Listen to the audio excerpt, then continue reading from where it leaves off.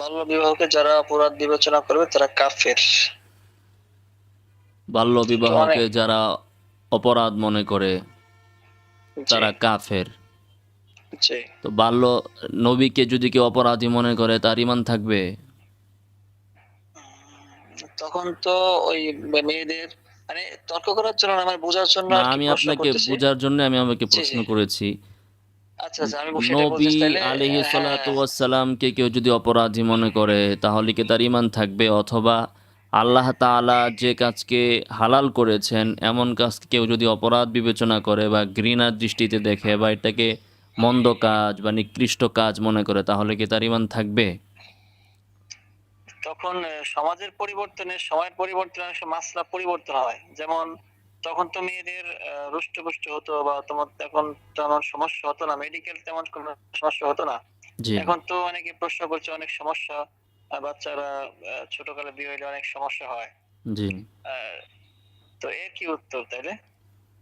আপনার কথা তো রাইট, আপনি যে কথা বলছেন ওটা তো রাইট, কেবল যেটা বললো ওটাও রাইট, আচ্ছা, কিন্তু এই প্রশ্নের উত্তর কি? তাহলে তো আইন এভাবে করতে হবে যে যদি মেডিকেল কারো ক্ষেত্রে বলে যে বিবাহ করলে তার শারীরিক সমস্যা হবে তাহলে সে বিবাহ করতে পারবে না, বাকিরা করতে পারবে, এরকম আইন হতে হবে। এটা তো আর ঘৃণার দৃষ্টিতে তো দেখা যাবে না। আমি তো বলছি অপরাধ। বাল্য বিবাহকে একটা, এক হচ্ছে অপরাধ মনে করা, আরেক হচ্ছে শারীরিক সক্ষমতার কারণে কোনো কাজ থেকে বিরত থাকা, দুইটা তো দুই জিনিস। বাল্য বিবাহকে তো অমুসলিমরা, নাস্তিকরা বা সুশীল সমাজ এটাকে অপরাধ বিবেচনা করে, এটাকে ঘৃণার দৃষ্টিতে দেখে, এটাকে তারা আহ, নিকৃষ্ট কাজ মনে করে এক। আর দ্বিতীয় হচ্ছে এই সিস্টেমটাই এটা করা হয়েছে এজন্য যেন মানুষ বিবাহ শাদী না করে অবাধ যৌনচার এবং অবাধ মেলামেশা এটা যেন সমাজের ভিতরে অশ্লীলতা ছড়িয়ে যায়, সেজন্য তারা এটা করেছে। এখন আপনি যেটা বলেছেন, তো কারো ক্ষেত্রে যদি শারীরিক অক্ষমতা, এটা তো বাল্য বিবাহ না। কোনো ডাক্তার যদি কারো ক্ষেত্রে বলে যে আপনি যদি বিবাহ করেন 40 বছর বয়সেও, তাইলেও আপনার শারীরিক মারাত্মক ক্ষতি আছে, তো 40 বছর না বয়সে তো বেটা বিবাহ করবে না। ওটা না, তো তাইলে বাল্য আপনার কথা বিবাহের সাথে মতো খাস মানে না। সবাইকে, এখন আপনি মানে বলেন যে যারা বাল্য বিবাহ করতেছে সমাজে, অনেক আলেম ওলামারা বা দিনদার শ্রেণী তারা তো বাল্য বিবাহই করে।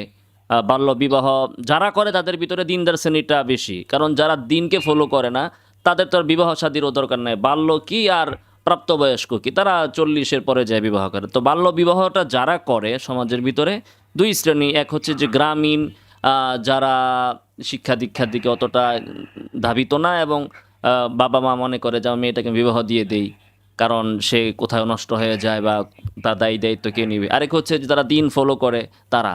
তো আপনি বলেন যে যারা বাল্যবিবাহ করেছে তাদের কি শারীরিক ক্ষতি হয়েছে, একটা দৃষ্টান্ত আপনি তুলে ধরেন। না, কে ওই যে অনেক সময় বাল্য বিবাহের কারণে কে মারা গেছে বা কার ক্ষতি হয়েছে বা কার সমস্যা হয়েছে? স্বাস্থ্য ঝুঁকি হয়, যেটা গবেষণায় পাওয়া গেছে অনেক কার সময়। কার হয়েছে? কার হয়েছে? এই এই গবেষণাটা কে করছে? যে এটা ব্যক্তি বাল্য মেডিকেল থেকে। যে ব্যক্তি যারা বাল্য বিবাহকে নাজায়েজ মনে করে কিন্তু বাল্যকালে আবার প্রেম প্রীতি এগুলোকে জায়েজ মনে করে, তারাই তো এই গবেষণা চালাইছে। আপনারা দিনদার মানুষরা কি গবেষণা চালাইছেন নাকি কোনো সময়? না, তাহলে এখানে দুইটা প্রশ্ন আসে। একটি হচ্ছে আপনার কথা অনুযায়ী যে সবাই মানে মেডিকেল দেখাতে হবে আর কি, তার ঝুঁকি, স্বাস্থ্য ঝুঁকি আছে কিনা। সবার আর মেডিকেল দেখাতে প্রতিটা হবে রোগী, না, না না, সবার মেডিকেল দেখাতে হবে না। কারো ক্ষেত্রে ডাক্তার যদি বলে তাহলে সবাই দেখাবে কেন? এটা তো আমি প্রাপ্তবয়স্কের ক্ষেত্রে বলছি। এখন বিবাহের আগে কি আপনি মেডিকেল দেখাইছেন যে আপনার বিবাহ করলে ক্ষতি আছে কি নাই? দেখাইছেন? না না, আমি তো দেখাইছেন? কারো 21 ক্ষেত্রে বছর যদি পর বিয়ে ডাক্তার করছি। বলে, কারো ক্ষেত্রে শারীরিক এতটাই সে অবস্থা তার খারাপ, ডাক্তার তাকে বলছে যে আপনি বিবাহ করবেন না, যে কোনো একটা বিষয়, তার ক্ষেত্রে এটা বিবেচনা করা যেতে পারে ডাক্তার কি বললো, কেন বললো, এটা কি ব্যবহার হইতে পারে। কিন্তু সবার দেখাতে হবে কেন? এটা তো আমি তো বললাম যে প্রাপ্তবয়স্কের ক্ষেত্রেও যদি এমন হয়। তো এখন এটা হচ্ছে সমাজের ভিতরে একটা মানুষ এক ছড়িয়েছে যারা বাল্য বিবাহের এই বিষয়টাকে নাজায়েজ বা স্বাস্থ্যের ঝুঁকি মনে করছে। তো তাদের তো শারীরিক সম্পর্ক তো চলতেছে, স্কুলে কলেজে শারীরিক সম্পর্ক তো প্রেম প্রীতিতে চলতেছে। তাহলে শুধু বিবাহের নাম দিয়া শারীরিক সম্পর্ক করলে স্বাস্থ্যের ঝুঁকি হয়, আর বিবাহের নাম ছাড়া অবৈধ মেলামেশা করলে তখন শারীরিক ঝুঁকি হয় না? হুম হুম। তখন তখন তো বাচ্চা হয় না, তখন হ্যাঁ, শুধু মজা হয়। তখন তো আর বাচ্চা নেয় না। আচ্ছা। তখন তো মানে শুধু মজা হয়, যদি এমনও বাচ্চা নেয় হয় না। কোনো ক্ষেত্রে যে বাল্য বিবাহ করলে বাল্য বিবাহ করলে বিবাহতে ঝুঁকি নাই, সমস্যা হচ্ছে বাচ্চাতে, তাহলে আপনার নিষেধাজ্ঞা লাগাইতে হবে বাচ্চার উপরে। যদি এমন হয়, আমি আপনার কথা যদি মেনে নেই, তাহলে নিয়ম হইতে হবে এরকম যে বাল্য বিবাহ করা যাবে কিন্তু বাচ্চা নেওয়া যাবে না, ওইটা করতে হবে। আর শরীয়ত তো বিধান রেখেছে। আমি বলি এখন আরেকটা হলে মাসলায় আসছেন, শরীয়তে মাসলা আছে, কারো যদি বাচ্চা নিলে যদি সমস্যা হয়, সে বাল্য হোক আর সে প্রাপ্তবয়স্ক হোক, যেই হোক, তাহলে সেক্ষেত্রে তার স্বাস্থ্য ঝুঁকি বিবেচনা করে শরীয়ত সমাধান দিয়েছে, সে জন্ম নিয়ন্ত্রণ করতে পারে, কোন পদ্ধতি অবলম্বন করবে, ওখানে তো ওই মাসলায় যাবে। তাহলে বিবাহের উপর নিষেধাজ্ঞা লাগাইতে পারেন না।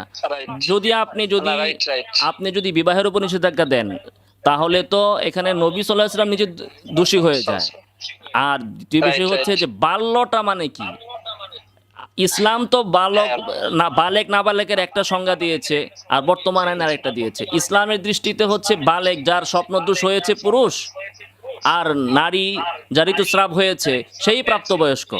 কাজী তারা তো বাল্য বিবাহের ভিতরেই না। বর্তমানে যারা বিবাহ করতেছে কেউই তো বাল্য বিবাহ করতেছে না। কে এমন আছে যে 6 বছর 7 বছর আম্মাজান আয়েশার মতো ওই বছর বয়সে তারা বিবাহে বন্ধনে আবদ্ধ হচ্ছে? বাংলাদেশে বা বিশ্বে এখন কোথাও বাল্য বিবাহ নাই, প্রাপ্তবয়স্ক হওয়ার পরে বিবাহ। এখন শুনেন, শাব্দিক অর্থ বাল্য অর্থ কি নাবালেক? হ্যাঁ, বালক। শরীয়ত তো বালেক হওয়ার পরে তাদেরকে আর শিশু বলে নাই, বালক হয় তাদেরকে বালক বলে নাকি? মানে বাংলা শব্দে কি বোঝায়? মানে বাংলাদেশে বালক মানে যে সাবালক হয়েছে তাকে বালক বলে নাকি? শরীয়তের ভেতরে যখন একটা মানুষের বালেগ হয়ে যায়, তখন সে তার দায়িত্ব সবকিছু তার উপর, তখন সে বালেগ হলে সে তার মতো করে বিবাহ সে করতে পারবে। আর বাংলাদেশের ভিতরে এটার একটা দিয়েছে, একটা বয়স। আপনি যেটা বাংলাদেশের বা আন্তর্জাতিক আইন বা বর্তমান বিশ্বের যে বিষয়টা জানতে চেয়েছেন, সেটা হচ্ছে বাংলাদেশে মহিলার ক্ষেত্রে 18 বছরের আগে সে বিবাহ করতে পারবে না। আর 21 বছর পুরুষের ক্ষেত্রে 21 বছরের আগে শিশু সে বিবাহ করতে পারবে না। তো আমাদের সাবেক প্রধানমন্ত্রী শেখ হাসিনা চেয়েছিলেন যে এটাকে 16 বছর করতে নারীর ক্ষেত্রে। তখন বাংলাদেশের কিছু বুদ্ধিজীবী সুশীলরা তারা আন্দোলন করলো যে না, 18কে 18 রাখতে হবে। তো বাংলাদেশে নিয়ম বানিয়েছে 17, 18 বছর আর 21 বছর। ওইটাকে শরীয়ত বলছে হলো বালেক নাবালেক হওয়া, স্বপ্নদোষ হওয়া বা ঋতুস্রাব হওয়া, অথবা যদি কিছুই না হয় তাহলে 15 বছর হয়ে গেলে পুরুষ বালেক হয়ে যায়। তো এটা হচ্ছে আপনার শরীয়তের আইন। তো শরীয়ত কত বছর হয় নারীও এরকম কাছাকাছি বছর বয়স, নারী আরো একটু আগেই, হয়তো আমার এখন একুরেট বয়স জানা নাই, এরকম কাছাকাছি বয়সেই নারীও তারা বালেক প্রাপ্তবয়স্ক হিসাবে তারা বিবেচিত হয়। তাহলে বাংলাদেশে যাদেরকে বাল্য বিবাহ বলা হচ্ছে এরা কেউই কিন্তু অপ্রাপ্তবয়স্ক না। একটা 18 বছর বয়সে একটা ছেলে বিবাহ করবে, এখানে বাধা দেওয়ার কোনো কারণ নাই। এখানে বাধা দেওয়ার অর্থ হচ্ছে তাকে বৈধ কাজ থেকে বাধা দিয়ে হারামের দিকে তাকে ঠেলে দেওয়া। যাই হোক ভাই, তো ঠিক আছে, আপনার কথা রাইট, কিন্তু এখন আরেকটা প্রশ্ন, মানে সেটা হচ্ছে তাহলে তো সমস্ত রাষ্ট্রে যারা সরকারি লোকজন তারা সবাই তো কাফের হয়ে যাচ্ছে, কারণ তারা তো কোনো তোয়াক্কা করে না নবী রাসূলের আইনকে।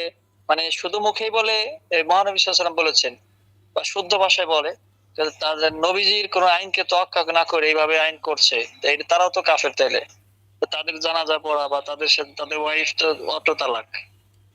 এখন কেউ যদি কুফরি কাজ করে কাফের হয়ে যায়, তো তার কুফরি ঠেকানোর দায়িত্ব তো বা তার কুফরি খাতা থেকে নাম কাটার দায়িত্ব তো আর আমাদের না, ঠিক না? কিন্তু তাদের সাথে তাকে মুসলমান উপাধি দেওয়া তো আপনার দায়িত্ব না। মুসলমান উপাধি কে দায়িত্ব নিছে? কে? আমি কি নিছি নাকি তাদের দায়িত্ব? আলেমালামা তো তাই করছে, আলেমালামা তাদের সাথে যে করছে, ওঠা বসা তো ভিন্ন কথা, ওঠা বসা ভিন্ন কথা। হ্যাঁ, মরে গেলে জানাজা পড়াবে, একজন কাফেরের জানাজা তো পড়াইতে পারে না আলেম। না, আপনি রাষ্ট্রপ্রধান তিনি যদি বাল্য বিবাহকে, আল্লাহর এই দেওয়া হারাম বিধানকে তিনি যদি এটাকে অপরাধ বিবেচনা করেন, তাহলে তো সে কাফেরই হবে। তো রাষ্ট্রের সাথে যারা সম্পর্ক সবাই যেটাকে অপরাধ বিবেচনা করে, এটা তো নাও হতে পারে। প্রধানমন্ত্রী যিনি আছেন তিনি এটাকে অপরাধ বিবেচনা নাও করতে পারেন। লোকজন এটা যারা করছে আইন, যারা যেসব বিচারক দিচ্ছে রায় দিল, আইন করলো, আইন মন্ত্রী সেটা সাপোর্ট করছে বিধায় তো আইন মন্ত্রী সে হ্যাঁ, অটল আছে, সাপোর্ট করছে, কিন্তু এটাকে সে অপরাধ বিবেচনা যদি করে তাহলে সে কাফের হবে। কিন্তু কেউ আছে, ধরেন আগের আগের সরকারের আমলে আইন ছিল বা আন্তর্জাতিক আইন আছে, সে ওই কারণে করছে, কিন্তু সে এটাকে অপরাধ বিবেচনা করে না। বা উল্টা দেখা গেল সে নিজেই বাল্য বিবাহ করছে। শেখ মুজিব কি করছে? সে নিজেই তো বাল্য বিবাহ করছে। এইখানে হ্যাঁ আপনার কথা তো স্পষ্ট আমি মাশাআল্লাহ বুঝতে কথা পারছি। তো আমি বলছি, কিন্তু আমার কথা তো আপনার বুঝতে হবে। আমি বলেছি যে বাল্য বিবাহকে অপরাধ বিবেচনা করে। আর আরেকজনে যদি না, এখন আগে সরকারের আমলে আইন আসিল, সে ওই আইনের উপরে চলতেছে, সেও একটা খারাপ কাজ করতেছে। এবং অমাল্লাম ইয়াহকুম বিমা আনজালাল্লাহ ফাউলাইকা হুমুল কাফিরুন যালিমুন ফাসিকুন ইত্যাদি বিষয় তার ক্ষেত্রে প্রযোজ্য হবে। কাফের কিন্তু কুফরে হাকিকি তো হবে যদি সে এটাকে ঘৃণা করে, এটাকে অপরাধ বিবেচনা করে। বৈধ কাজকে আল্লাহ যেটাকে হালাল করছেন, সে যদি মনে করে না এটা হালাল হওয়ার মতো না, তাহলে তো সে আল্লাহর বিধানকে সে অগ্রাহ্য করলো, সে তো হাকিকি কাফের হয়ে যাবে। না, আর বাকি যারা সে তো কাজে তারা করবে একটা কওলান ফেলান, ফেলান তো মানে কেউ যদি করে তাকে পুলিশে ধরে নিয়ে যাচ্ছে।